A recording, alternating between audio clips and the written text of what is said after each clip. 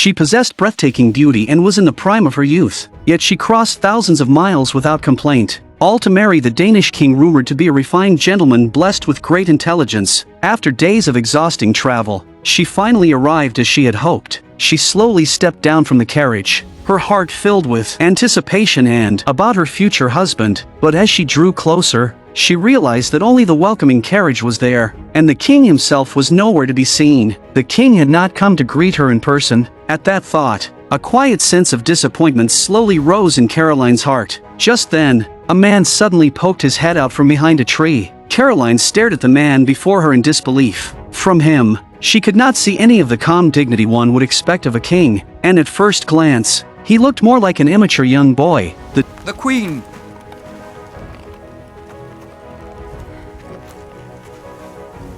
The two of them sat facing each other in the carriage, yet neither spoke a word. Caroline secretly observed the king, only to realize that he had been staring at parts of her body that were clearly improper. Left with no choice, Caroline slowly turned her head toward the window. When the carriage entered the city, Caroline was even more shocked to see people dressed in worn clothes, living lives that seemed extremely harsh. She could not help but wonder what kind of king could allow his country to fall into such a state. Thinking this, Caroline's disappointment in the king grew even deeper. Soon, they arrived at the royal palace. Compared with the hardship of the common people, this place was dazzling and luxurious, like an entirely different world. After stepping out of the carriage, the king did not offer a gentleman's hand to help Caroline down, but instead ran excitedly toward his pet dog. Watching the king jump around like a child, Caroline could not help but smile. She told herself that even though the people suffered under his rule, and even though he was far from the courteous gentleman she had imagined, at least he still carried a childlike innocence and kindness in his heart. From the moment Caroline arrived at the palace until the wedding banquet was held, 3 full days passed without the king ever coming to see her,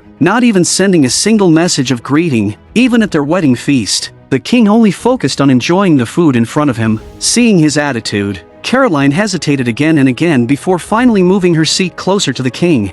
Jeg synes, det var så langt væk.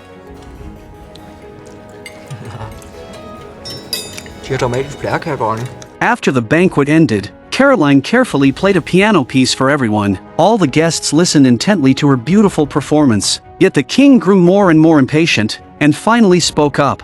Ja, tak, så tror jeg, vi har fået nok. Hvad? Jeg får hovedpine af den ulidelige larm, det er ikke til at holde ud og høre på. Klang, klang, klang, klang. Kom nu.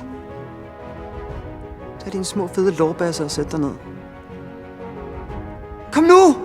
His words completely shattered Caroline's heart. She had no choice but to obey his command. Quickly leaving the piano and returning to his side, she forced herself to stay strong, but her eyes still turned red with unshed tears. After everything was over, the king went to Caroline's chamber. He offered her no comfort at all, but sat down on the bed directly and ordered Caroline to sit beside him. Moments later, he forcefully pulled her down and pressed her beneath him. Already overwhelmed with grief and injustice, Caroline struggled desperately, but in the end it was futile. She spent her wedding night consumed by sorrow and helplessness. What drove her into even deeper despair was that on the second day of their marriage, the king openly indulged himself with other women right in front of her. Before the marriage, everyone had told Caroline that the king was brilliant and gentle, a true gentleman. For this reason, Caroline worked tirelessly to improve herself, reading relentlessly and studying Danish day and night. Also, she could communicate with him better. She never imagined that reality would turn out like this. In that moment, she finally understood that a political marriage could never bring true love. Before long, she discovered that she was pregnant. Using her pregnancy as an excuse, she refused to meet with the king. Several months later, Caroline gave birth to a young prince, yet the king did not even glance at the child before leaving Denmark to tour Europe. Caroline believed that she would spend the rest of her life growing old in pain and isolation, but she never expected that the arrival of one man would completely change everything that followed. He fell in love with the queen at first sight. Standing among the crowd in the bloom of her beauty, the queen shone like a brilliant star, deeply capturing Johann's heart. However, after being separated from the queen for several months, the king did not seem to care much about her at all. What the king cared about more was why there were no citizens lining the streets to welcome his return. In his mind, the people's welcome was proof that he was a capable and beloved king, even though under his rule, the citizens were in fact living in deep hardship. Yet unaware of this, He angrily told those around him that next time, the people must line the streets and hold a grand welcome ceremony. After saying this, he rushed straight into the palace, and despite months of separation, he did not say a single word to the queen. The king was cruel at heart, eccentric in temperament, and indifferent to everyone, except for his personal physician Johann,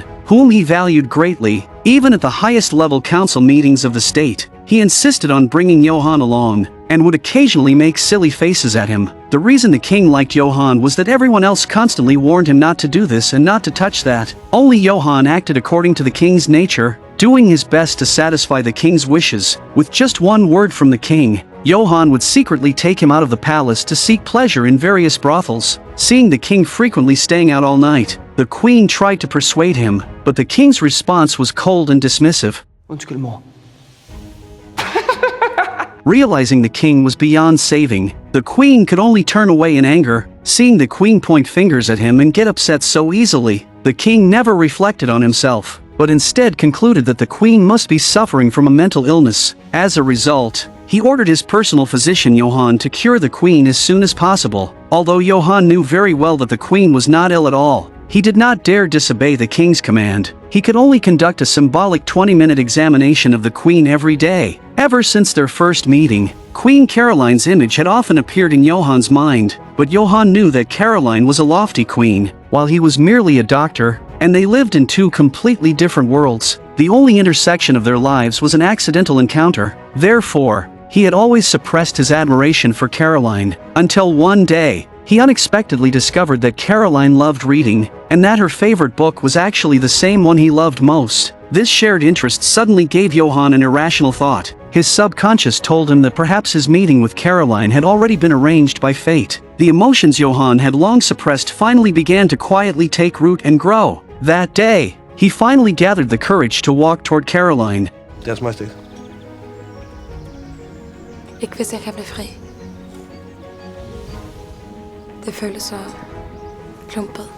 Men det er fordi, de er dansere. From then on, he often used treating Caroline's mental illness as an excuse to take her horseback riding across open fields. He also frequently lent Caroline rare books that were difficult to find. They often talked about everything under the sun, and once they started, the conversations would last for a long time. As the time they spent together increased, Johann's affection for the queen became impossible to escape. The queen suddenly realized that she might have fallen in love with the doctor treating her, because she found herself unable to focus on reading, and her gaze would unconsciously drift toward the doctor again and again. But she knew she was the queen, the wife of the Danish king, and even if her marriage was deeply unhappy, she should not harbor such reckless thoughts that disregarded her status and reputation. So she continued to suppress her true feelings, until one day, as she turned around, she suddenly noticed that the doctor behind her had been watching her all along. In the instant their eyes met, her heart began to race. At that moment, she was completely certain that she had truly fallen in love with the doctor. In fact, the doctor had long been captivated by the queen's beauty and grace. However, because of the difference in their identities and his sense of gratitude for the king's trust and favor, he had deliberately restrained his emotions. Yet human emotions are the most mysterious and uncontrollable things in the world. The two of them would unconsciously drift toward each other, and if they did not see one another for a single day, their hearts would feel restless and uneasy, as their feelings deepened beyond control. The emotions they had suppressed for so long reached the brink of eruption. At a masquerade ball that day, the queen finally spoke a sentence filled with hidden meaning. For mig er den eneste aften om året, hvor folk kan være sig selv. Men de tager aldrig masken af. Gør det vel? Immediately after, the queen slowly turned and walked away. Her words plunged Johann into silence. In the end, he finally removed his mask and chose to be his true self. He invited the queen to dance, and this dance was like igniting a fuse connected to tens of thousands of tons of explosives. The volcano of emotions between them erupted, and the overwhelming tide of love completely destroyed their final line of reason. When the dance ended, Johann immediately turned and left the ball. Just as he was trying to clear his mind, he did not expect the queen to follow him outside. At that moment, they abandoned everything else. In their eyes, there was only each other, only love. They held each other tightly and shared a deep kiss. But suddenly, patrolling soldiers approached. Panicked, the queen quickly turned and fled. Johann had just returned home when he suddenly discovered the king sitting in the study. waiting for his return. Johann immediately became so flustered that even his voice began to tremble. He thought the king had already discovered what had just happened with the queen, but instead, the king was only there to tell him about his wild ideas for redesigning the city. The king planned to set up special carriages dedicated to sending drunk men home after they staggered out of bars and brothels. And he even said he wanted to grant his beloved dog a noble title. Listening to the king's absurd ideas, Johann could only nod helplessly and offer praise. Perhaps it was guilt and fear of being exposed, or perhaps it was their gradually returning sense of reason that allowed their emotions to be temporarily restrained. In the days that followed, Johann and the queen did not meet privately again. The way their eyes wandered back and forth at the dining table vividly revealed the conflict and turmoil in their hearts. They endured several days in this restless and distracted state. One night, Johann suddenly received an anonymous letter. The letter said, "I am waiting for you in room 706 of the Blue Hotel at the end of 3rd Street." Although the letter was unsigned, Johann knew it was written by the queen. He pondered for a long time, then slowly tossed the letter into the fireplace and destroyed it. After hesitating again and again, he ultimately still followed the address in the letter and went to the hotel. When he opened the hotel room door, he saw the queen, already bathed and changed, sitting by the bed and waiting for his arrival. The king never imagined that while he was seriously reading a speech manuscript, his wife the queen was exchanging tender glances and silent affection with his personal physician. Not only that, the queen and the personal physician frequently seized every possible opportunity to meet secretly behind the king's back, in any place they could, perhaps out of guilt. Dr. Johann became even more diligent in offering plans and advice for the king. The king, who already trusted him deeply, began to rely on Johann even more, but as Johann gained more power and official positions, he also aroused growing dissatisfaction among many ministers. Eventually, at a major assembly, they united and directly demanded that Johann be pushed out of the council chamber, and even expelled from the country. Ministers who once held opposing views were now unusually united. They all raised their hands in favor of expelling Johann. Faced with such unanimous voting from the ministers, even the king was powerless to stop it. Immediately after, guards entered the council chamber, preparing to escort Johann away. At the final moment, Johann turned his head and pleaded as he looked at the king. The king was already like an ant on a hot pan, anxious and restless. At this point, the king had already come to regard Johann as his most indispensable support. In the end, he defied all opposition and resolutely kept Johann. Slipper med det samme, ellers så får jeg jeres hoveder hugget af!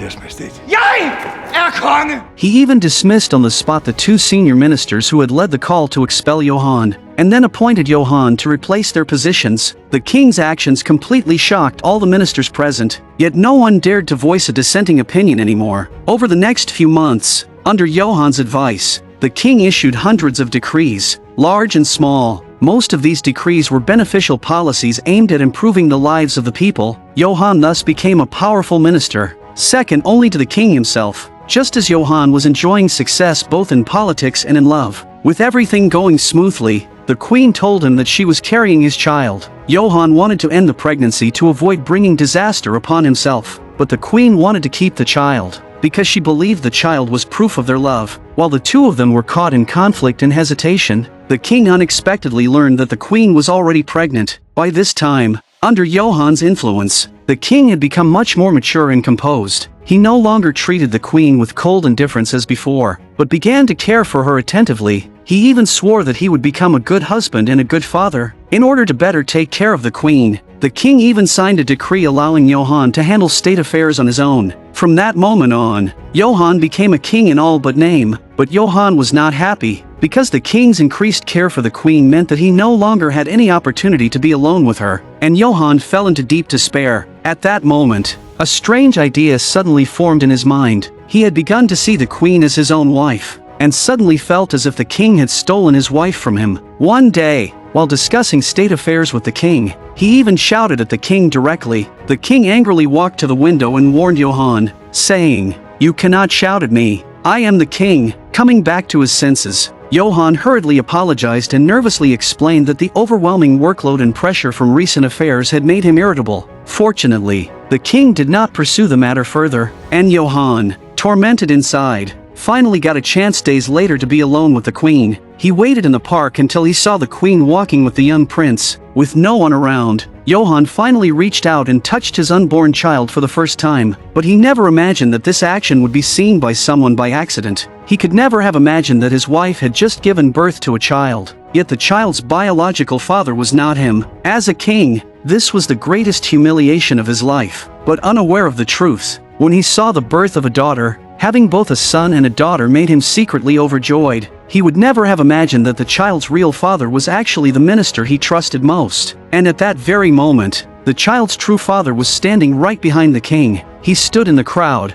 looking at his daughter from afar, yet had no right to step forward and hold her. The queen then used physical exhaustion as an excuse and asked everyone to leave the room so she could rest. Just as everyone was leaving, the queen suddenly called out to Johann, the child's biological father. Because Johann was a doctor, the queen used the excuse of having him stay to check the baby's condition, when in fact she only wanted Johann to have a chance to hold his own daughter. With no one around, the three of them stood close together, and a sweet warmth filled the entire room. They believed their secret relationship was known by no one, but what they did not know was that as early as when the queen had just become pregnant, the king's stepmother had already sensed something was wrong. After that, the stepmother used various means to gather information, and even coerced and bribed the queen's maid to pass along messages. Her goal was to use this affair to eliminate Johann, the powerful minister the king relied on most, and strip the king of his strongest support. At the same time, she planned to use the queen's affair to destroy the king's reputation completely. Then she would seize the opportunity to place her own biological son,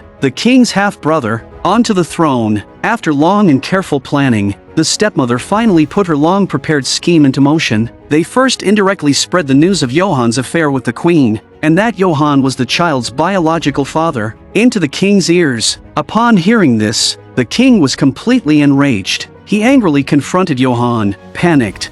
Var det altid bare hende, du ville have?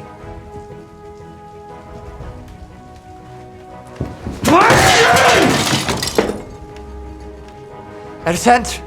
Johann immediately denied everything and swore loyalty to the king. He told the king that someone was deliberately spreading rumors to drive a wedge between ruler and minister. After hearing Johann's words, the king said nothing, but turned away angrily. Soon after, major newspapers began competing to report the scandal between the queen and the king's most trusted minister. Johann then used the authority the king had previously granted him to handle affairs independently, and launched a citywide crackdown. He directly set his sights on the king's stepmother. Using his power, he fabricated charges and removed many officials loyal to the stepmother, weakening her influence. But the rumors continued to spread uncontrollably. Throughout the streets, people claimed that Johann was colluding with the queen, intending to use his authority and the newborn princess to seize the throne. Even the usually composed Johann finally became irritable. The rumors among the public even evolved into theatrical performances. For a time, the king's authority completely collapsed, and he became nothing more than gossip for idle conversations. One day, the queen suddenly discovered the king approaching her newborn child while no one else was around. Panicking, she thought the king was going to harm the baby, and in anger she drove him away, even slapping him across the face. That slap completely awakened the king, who had previously been only half convinced by the rumors. The queen's extreme reaction became proof of her guilt, confirming the truth of the rumors. At that evening's banquet, the king publicly exposed the affair between Johann and the queen. Kongen er preussen!